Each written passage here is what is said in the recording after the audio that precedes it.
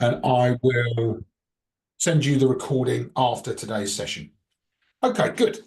So this afternoon's session is entitled, as you know, because I'm sure it's why you joined us.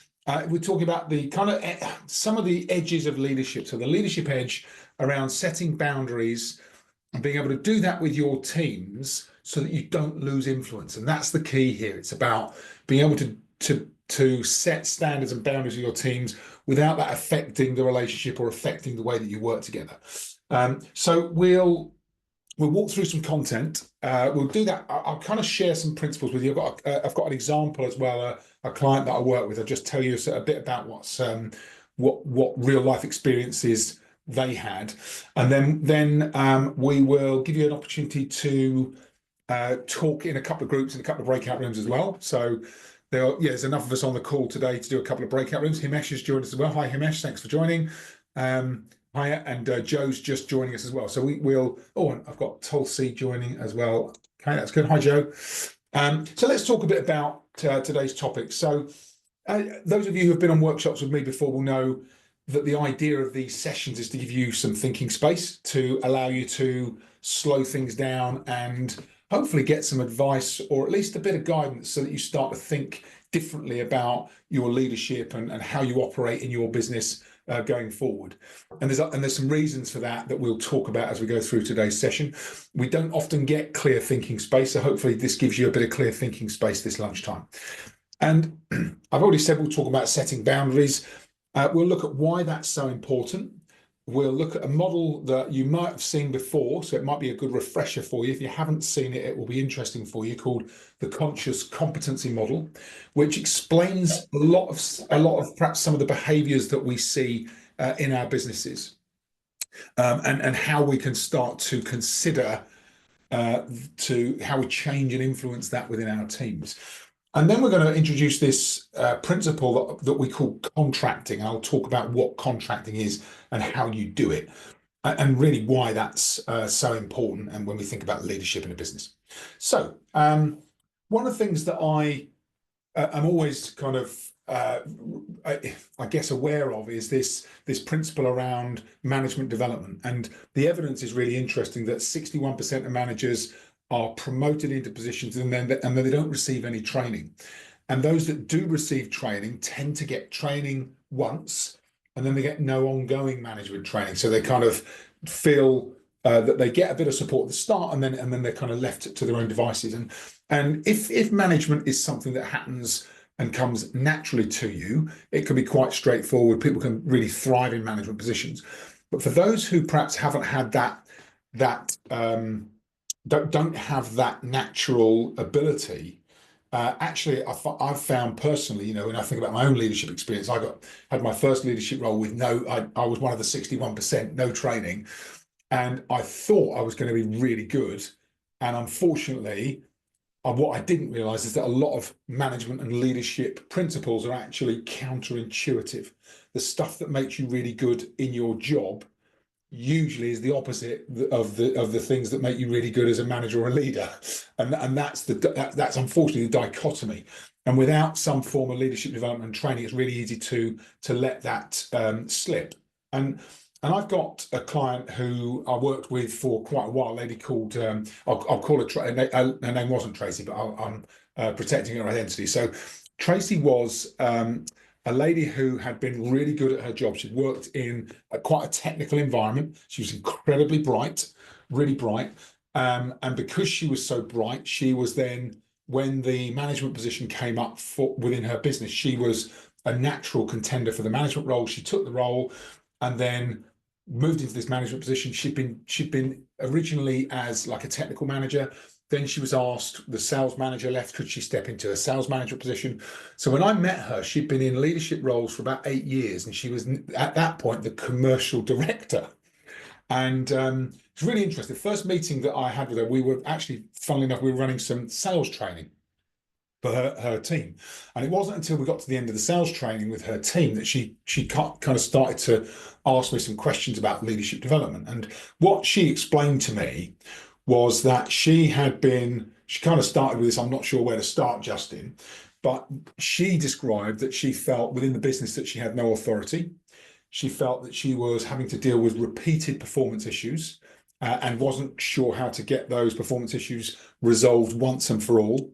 She was repeatedly going back to the same problems with the same people. She saw and was experiencing inappropriate behaviours. Nothing that would sacrifice or compromise the business, but inappropriate behaviours in that it had developed a culture that she was not comfortable with. And she felt they were trying to put through some change management. She felt that the team didn't have a sense of urgency to try and improve and drive through the changes. And there was a lot of excuses and blame. And she felt, in her words, as if she was constantly battling. Like that, she said, there's constant battles with my team, and I have to follow up every detail. And at the end of the conversation, she said, it's just exhausting. And her comment to me, maybe I just wasn't cut out to be a manager. And I asked her that question, when did you have management or leadership development? And she said, I've never had management or leadership development. So she was a really good operator, really good at what she did, but she didn't have the skills and hadn't developed the skills for leadership. So we started to work together. She joined one of my programs. And I explained to her, as I do with a lot of clients I work with, that actually sometimes as leaders in businesses, there are a lot of common challenges. Negative attitudes are a really common challenge. I was with a client team this week for a couple of days in London, running a series of workshops, and this was the number one thing that came out. How do we help our teams to improve their attitude? And if you've been on calls with me before, you'll remember that when we think about mindset, one of the common traits for most people in a business is to default to negative thinking. And 50% of the time, people will automatically default to negative thinking, and that comes out in attitudes. So actually, we have to start to create some awareness of that. Common leadership challenges, gossiping and chattering and making that negativity about the business and the things that are going on. And it's surprising how often this happens if these situations aren't addressed. Missing deadlines is a big one, that people will have a deadline and then like coming up to it, maybe the day before or a couple of days before, they'll start to roll out the reasons why they're going to be missing that deadline. It's exactly what Tracy experienced. And then, of course, responsibility. People will say, well, it's not my fault. It's just been busy, or I've had this happen, or this customer situation happened, or I was asked to go to this meeting that I wasn't expecting. And all of a sudden, it's someone else's fault. And of course, we talked a bit about resisting change, and then the focus on problems rather than solutions. And sometimes focusing on problems rather than solutions is a form of procrastination. It means that people don't have to deal with the problem if they keep focusing on it rather than the solution. Which, of course, then, if leaders start to address this, what you can often meet is defensive behaviour. So I'm sure you can all relate to this in your business. And I guess the challenge that we have, and I remember this from my personal experience when I was in the corporate world. I had a boss, and so we had a leadership team, and the head of our leadership team was the leadership team senior leader, and his default style was to kind of direct, be aggressive, and criticize. And that was his default style, and he really struggled to move from it. And a couple of people that I worked with that called him the Hammer. That was his name, the Hammer, because all he did was kind of hammer on at people. And it always reminds me of this quote, if all you have is a hammer, everything around you looks like a nail, because that's what you do. You just hammer away at things. And we have to remember, in leadership, you have to be able to flex into other styles. We have to be able to flex into a different style. So we'll talk a bit about that. But some of the reasons why these things happen in businesses, and actually some of the reasons why as leaders we can't often address some of the issues, is because of this model called the conscious competency model. I'm sure you've seen this before. It's worth walking through it. So the first stage that people go through is being unconsciously incompetent. I don't know what I don't know, and I don't know that I'm not very good at something. So it could be your team member. When you're promoted to a new leadership position, it could be you. I don't even know that I'm not very good at leadership. The next step then is to become consciously incompetent. And the way we move from one to the other is to provide some kind of feedback. If someone gets some kind of feedback in the unconscious incompetency kind of box, then all of a sudden they become consciously incompetent. I now know what I don't know. So I become more aware some people call the term awakened. And we then start to think, okay, I know that I'm not very good at that. I know that I don't know how to do that. How do I change? And to move someone from there to the next box, they need training and development. Okay, so if I know I'm not very good at something and I want to improve, then I need some training and I need some development. And with training and development, people then become consciously competent. So I know what I need to do. And if I concentrate enough, I can do it. Okay. But I have to concentrate, I have to think about it. And the really good example of this for most people is when you first learn to drive and you get behind, the wheel of the car and you're told all these different instructions. And then you start and it's like, oh God, what did it say about the clutch? What did they say about indicators? What did they say about the mirror? Before you know it, you're kind of feeling a little bit overwhelmed. And that's that first stage of I'm consciously I know I'm not very good at this. And then as you start to develop, you still have to really focus and concentrate. And what happens with consciously competent people is with simple mentoring and coaching and sustaining what they're doing, they'll move through to the final box, which is I'm unconsciously competent. And again, thinking about driving, most of us, if you've been driving a long time, you sometimes might even get to the end of a journey and not even realize that you've driven. You might forget certain parts of the journey because you're so consciously competent, or sorry, so unconsciously competent. You don't even realize how good you are at it. And you can do stuff without thinking on autopilot. And what we need to do when people are unconsciously competent is positively reinforce what they're doing, and that maintains that habitual behavior. So we've got a model here. But the interesting thing is, as you're learning new skills, your habits and behaviors try to force you back to the beginnings. They start to try and draw you back to where you started. And when we start to see poor behaviors in our teams, maybe inappropriate behaviors, maybe poor performance, we start to see things creeping in and we think, where's that coming from? Normally where it's coming from is repeating previous behaviors and not being able to sustain changes. Why leadership is so important, because we're able to help people to be accountable to make those positive changes in behavior and performance. So a couple of things at play here that really help us to think about how do we start to have a different conversation about how to set standards and boundaries. And of course, all of this in the conscious competency model is underpinned by having some kind of motivation to change. If there's no motivation to change, people don't go through the boxes. I have to want to change in order to progress through those kind of three different areas, from unconsciously incompetent to consciously incompetent, consciously competent, and then unconsciously competent. So as we start to think about leadership positions, and it's really interesting because I see that and hear this a lot from people, that you can find people in your teams that will provide this resistance, not follow up, miss deadlines, behave in a way that may be negative. As leaders, often we have to examine what we are prepared to tolerate, because what we, as the quote says, what we put up with, we end up with, and what we allow just continues until we make a change. So hopefully today, if you've got any of those situations going on in your business today, we're going to talk about how to change that. So this is the model from the book, Coaching Leaders.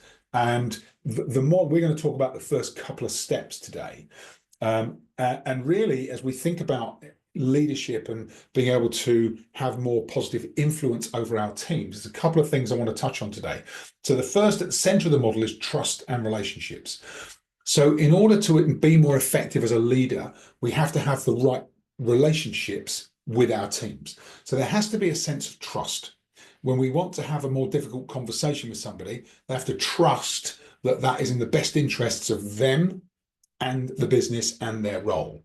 So they have to see it for what it is and not see it as criticism. And that takes a conversation that allows people to develop that openness in the conversation. So trust is important. But then as we start to think about this model, the first step is this principle we call contracting. And it's a principle that even I had quite a bit of, after I'd failed in my first management role, which I won't go into, after I'd failed in my first management role, I then went back into an individual contributor role in my business, in the business I was working in. And then about 18 months later, I went into my next leadership role. And in advance of that next leadership role, I had some management training, and it made such a difference because it just helped me to think more clearly about how I was going to operate as a leader and what I stood for and how I would engage my teams. But I was never taught this principle of contracting. I learned about contracting, and I'll talk you through it shortly. I learned about contracting about 8 years ago. And it was when I retrained as an executive coach, and this principle was introduced to me. And when I learned about it, I realized it had been something I had done sporadically with my teams in leadership. And if I'd known about it as a principle, I would have applied it more consistently to each of those one-to-one relationships. And so contracting is the first step in really developing better performance standards and agreeing with your teams and individuals what good performance looks like, but also what culture you're looking to achieve, what standards you want to agree with them, and the kind of behaviors that you and they agree are acceptable and appropriate. And so what contracting is, between a line manager and their teams, it's a strategic conversation that happens at the right point in time. Earlier in the relationship, the easier for you as a leader. The earlier you get a contracting conversation, the easier it is for you as a leader. It is about setting clear expectations, and not just performance expectations, but behavioral expectations, the kind of behaviors that you expect and that hopefully your team members want to behave and see as appropriate. It's about agreeing standards, the kind of standards that you will meet and that they will meet. It's about being clear around future performance and what future performance and commitment looks like. And making, from your perspective as a leader, making a commitment to that person to address issues that you see coming up in the future. And that's important because very often when I work with leaders in businesses, and they might be seeing certain types of behaviors or issues with performance, they're not quite sure how to address it. They don't know where to start with the conversation. And actually, if you think about contracting as a principle, what we're doing here is saying, actually, the time to start is before it's a problem. So we make a commitment to address these issues ahead of them being issues. And that's why contracting can be so valuable. Really what we're doing is creating the opportunity as a manager and a leader to handle difficulties as and when they arise in the future. And if they never arise, you don't have to deal with them. But it's very rare when you're leading people, normally there'll be something that comes up from time to time with somebody in your team. And if you haven't had these conversations, sometimes that can feel really difficult to get to grips with. And so what we're doing with contracting is trying to create what we call this anchor point for relationships with your teams, so that as and when you see performance or behaviors that are either inappropriate or misaligned with what you and they have agreed, then you can return back to that contracting conversation and talk about what you'd agreed and how that performance should be improved.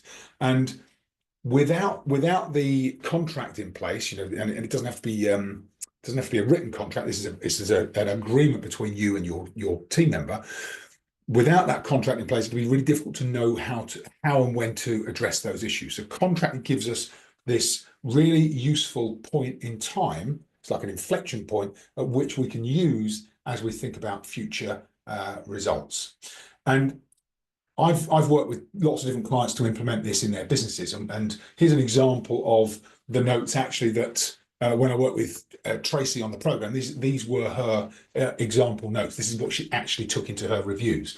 So she started the conversation with her team. So she had a one-to-one contracting conversation with everybody. She used a review cycle as the mechanism to introduce it. So it was a quarterly review. So she got one-to-ones in the diary with her team, and she in that one-to-one review meeting, she said, before we start looking at expectations, I just want to talk about a principle that I think would be useful for our team. And so she said, first of all, I want to talk about how I'm managing and leading you today. So first things first, she wanted to start to use a coaching leadership style because she felt she was constantly having to follow up, constantly having to give direction, and she wanted to start building more responsibility in the team and coaching instead. So being able to ask questions rather than direct and give advice. She then talked about honesty, openness, and receptivity to feedback. So saying that she would like a relationship with her team where they were honest with her, she was honest with them, and that they would be open to that honesty and receive it in the manner that it was meant, which is to progress and improve performance. She talked about behaviors and wanting to role model herself the right positive behaviors and attitudes, and wanting all of her team to align with those positive behaviors and attitudes. She wanted to create a culture where all of the team were supportive of each other, and that included her. So she didn't want to hear, gossip about other people or things that were being said about her, outside of her company. She said, we need to create this culture where everybody is inclusive and supportive, and asking for genuine agreement from people. She talked about challenge and wanting to be positively challenged, but also wanting to challenge them in a way that is appropriate as well. So challenging ideas, challenging perceptions, challenging perhaps some of the what in the moment might look and appear to that person to be valid reasons why something can't be done, but actually challenge it in case that is just a bit of fear or a bit of resistance. And wanting to be able to do that in a way that was positive.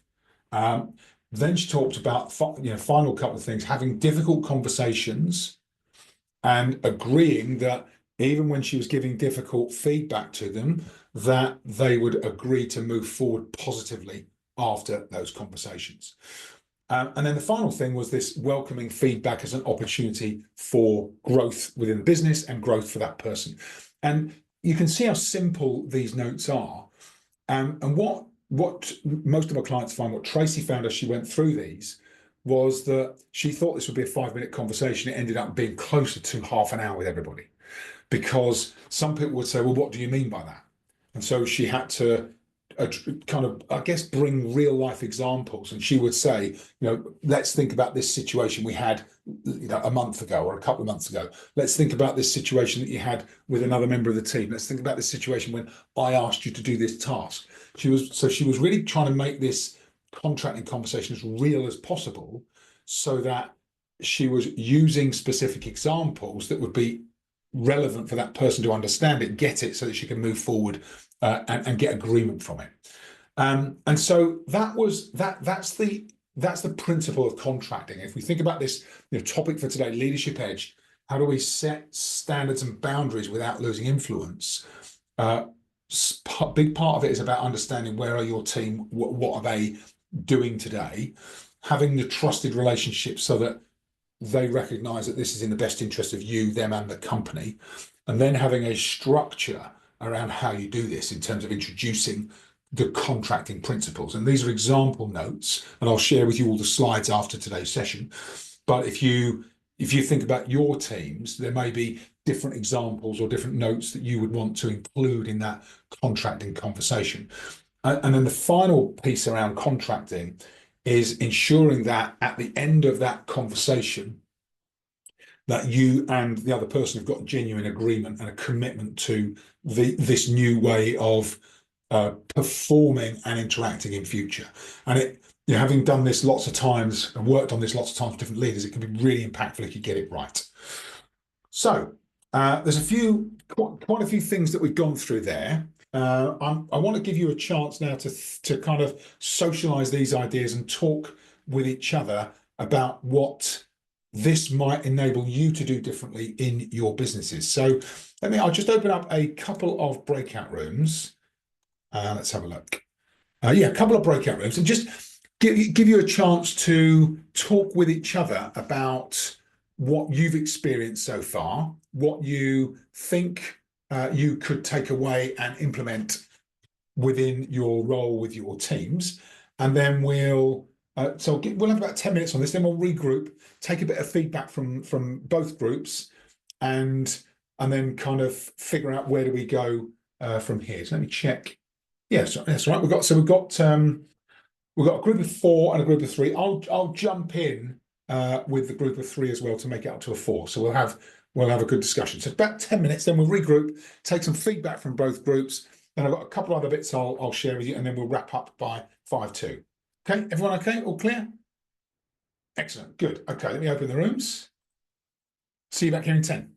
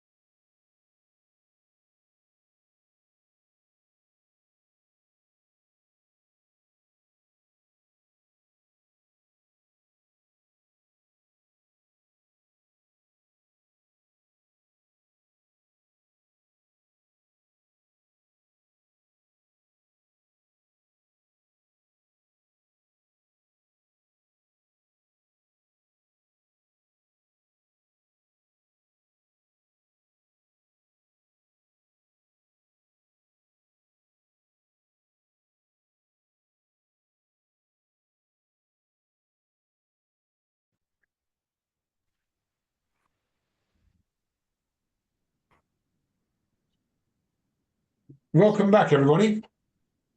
Welcome back. I hope you had a good couple of conversations. It does interrupt very quickly, that doesn't it, Zoom? There's no forgiveness. It's just immediately back into the room.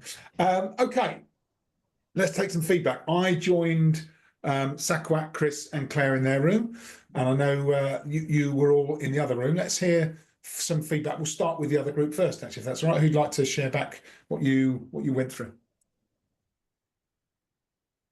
I can if you want, Justin. Yeah, Joe and Himesh might help you out as well. So yeah, please do, Joe. Yeah. So first of all, we said what we'd learned from what you just explained. So it was quite good to think about the competency and the incompetency, whether that person is aware of it or not. Yeah. And then we also talked about how where when we do that contract, it needs to be a two-way process. So we need to make sure that that person is engaged in it. Otherwise, we're just wasting our breath, really. And so I found it was quite helpful in your Tracy example that it wasn't when you just started working with this person. Actually, you could do it at one of the regular one-to-one reviews. So I've got reviews, quarterly with my team. So that's a good opportunity to ensure that we've got that verbal contract in place and then they are on the same page. So then I said it makes those difficult conversations hopefully easier. And Chris helpfully said, change the title of it from a difficult conversation to a necessary conversation. So it's less of a barrier in my mind before we've even started talking about it, which I thought was quite helpful. And then we were talking about different examples that challenges that we're facing, and so some people have got some team members who think they know it all but really need support, and it's very difficult to get them to actually accept that support, or perhaps maybe they're just taking it all as criticism and being quite defensive rather than seeing it as a coaching opportunity for development. Yeah. And it's really interesting that you say that, because when you meet that resistance can often be because there hasn't been a contracting conversation. And the contracting conversation, I always think of contracting, if you haven't done it at the start, it's like taking a bit of a step back before you got to take one step back before you can take two steps forward. And that it's a good reminder to ourselves, okay, I've missed a step here. I need to go back, pick that step up, and then we'll go two steps forward. Yeah, thanks, Joe. So I don't know if there's anything else anyone wants to add. Nope, you got it well. No, I think you've done it. Thanks, Joe. Excellent. And then from our side, Chris, Claire, would one of you like to just share back some ideas? Do you want to go for it, Claire? So just to cover what I said when we were in our group situation, the two things I took away from the course so far were, if you are having a necessary conversation, then you could say that you hope it's received in the manner it's intended to, which is to provide support and to improve in performance, because that is genuinely what we need to happen. And then the other thing was also a matter of well, I wrote nipping things in the bud, but what I meant was to start this kind of process and structure before issues begin to appear. Yeah, thanks, Claire. I think they're important takeaways. Yeah, it's good. Chris, you had a slightly different lens on it as well, didn't you? Which I think is probably useful to share. Yeah, thank you. I operate in a kind of global, very highly matrixed world, high-tech sales, and I'm mostly working with a virtual team, and that would be supporting people as well as direct sales people. So I have a line manager, and I have then a virtual team, and I would tailor. I've never had this kind of conversation with a line manager, by the way. There's never been one that started on day one that said, hey, how do you want to work together? How do you like to be managed? That would be a nice thing to have, but it hasn't happened. So I've normally taken the initiative and said, look, great, lovely to meet you. As we go on this journey together, how can we best get the most out of each other? That kind of start, opening gambit, and just figure out, what type of individual I'm going to have to work with, and then it's you've started the conversation. You don't have to overdo it to begin with. It can be a gradual, understanding of each other. You've opened the door, and then you can relax a bit. With other members of the team, you've got a tricky one, because a lot of people who are not in your line, even in your operational tower, so engineers and whatever else, are not in the sales tower, for instance, or maybe marketing. It could be anybody. You've got to bear in mind that their interpretation of what their job is and what they're actually measured on, and what they're being incentivized to do, it might not be what you need. So you've got to kind of have a different conversation with those guys to get them to keep the faith, keep believing in the vision that you set at the beginning. And because these are long sales cycles that we run. So it's a lot of commitment, a year, maybe 18 months out, that you've still got to be showing up every day with positive intent. You can get pulled in all kinds of directions. Other people say, no, I don't want you on that. You can't, what are you doing? Keeping the cats together is sometimes very, so that was my kind of, they were my. Thanks, Chris. Two additional lenses, right? So contracting upwards with your own manager, and contracting when you don't have direct authority over a team. How do you ensure that people you're working alongside, but whom you are reliant upon for results, are fully engaged to follow through and commit to what they need to do in order for you to deliver together? It's another really important consideration, because they arguably are more difficult conversations to have, because people don't always have to comply with that contract. So really useful kind of different way of thinking about it. Thanks, Chris. Good. So let's before, I've got a couple of other pieces I'd like to share with you. Before I do that, you all right if I grab a quick picture for social media for our? Sorry, Claire. Claire said to me, "You're not taking a picture today." I said, "I am." Great. I'm going to have to update my LinkedIn picture now. It's 5 years out of date. People know what I really look like. Well, it's a good prompt to do it, Claire, isn't it? So let's, if you can come on camera, I'd appreciate it. That's great. And let me give you a 3-second countdown. Are you ready? So we'll go 3, 2, 1. Perfect. Look at that. What a beautiful picture. Thank you, everybody. Excellent. Okay, let's just close things off. I didn't tell you what happened to Tracy, so let me share the remainder of Tracy's story. So Tracy was on our program. We worked together for, it was 12 months, and then we did some one-to-one afterwards. So what she said was the Coaching Leaders Academy helped her to really feel as if she could step into the leadership role. Up until that point, I think she always felt a little bit like because she hadn't had the training, because she hadn't felt qualified. And I think, originally she was an academic, so I think that kind of linked to it. She didn't feel like she could step up. But what she found, and it surprised her, was that by being stronger as a leader and putting more structure in place, her team improved engagement, started behaving in a way that's supportive of each other and of her. And there were times when she was tested, and she had to kind of dig into to find a bit more confidence and a bit more assertion, to be a bit more assertive when people were pushing back.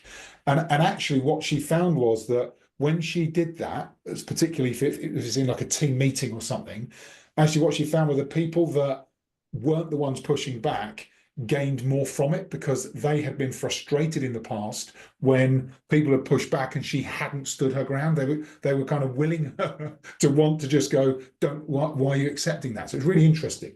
And then she said, lots of her team had spoken to her privately to say how much more they're enjoying the work, and their role. And we went through a process. We won't do it today, but in a future session, we'll talk about setting expectations. She went through a process of getting really clear on expectations, what's acceptable in terms of behaviours, and some examples of what isn't. And she still is now much more proactive in dealing with those things, either when they come up or ahead of them coming up, which is kind of what we said today. So useful principles. Final couple of things. So I remind you that in terms of being successful in leadership, I think, they say it takes a village to raise a child. I think it takes a community to thrive as a leader.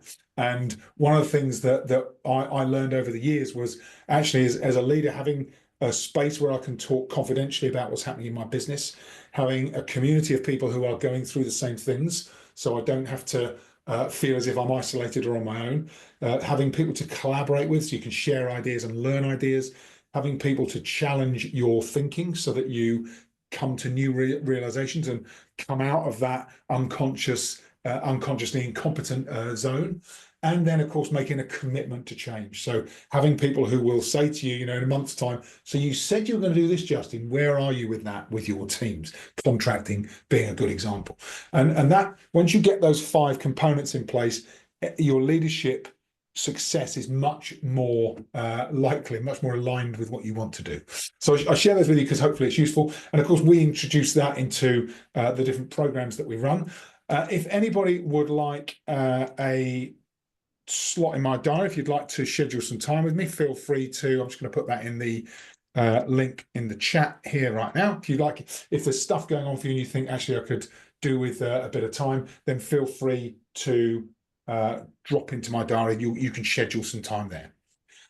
So we are at 5 to the hour, or 7 minutes to the hour. I'm happy to take questions, but I'm equally happy to wrap up and close our session there if you have had enough for one lunchtime. And if you'd like to hang on and ask a question, feel free. Otherwise, session will wrap up and you're welcome to go on your way. It's almost the weekend, so hopefully you've got some nice plans together with family and friends. And I'll see you next time. We've got our next workshop. We've got a sales workshop middle of March, and then we've got a leadership workshop the week after that. So I'll send dates on email as a follow-up from today, as well as the slides and the recording. I've got a 2 o'clock, so I'm going to bob out. Thanks very much. Take care. Pleasure. Bye. Thanks, Chris. Bye. Thank you, Joe. Thank you, everybody. Thanks, Claire. Andy, good to see you, Chris. Cheers. When you send out the emails about the next one, can you make a note that there will be photos? Oh, you're come prepared for photos, Joe. Yeah. Every time, come prepared for photos. No, Joe, thanks so much. You look wonderful. You look wonderful. Oh, yeah. Always really helpful. Thanks so much. Enjoy the sunshine.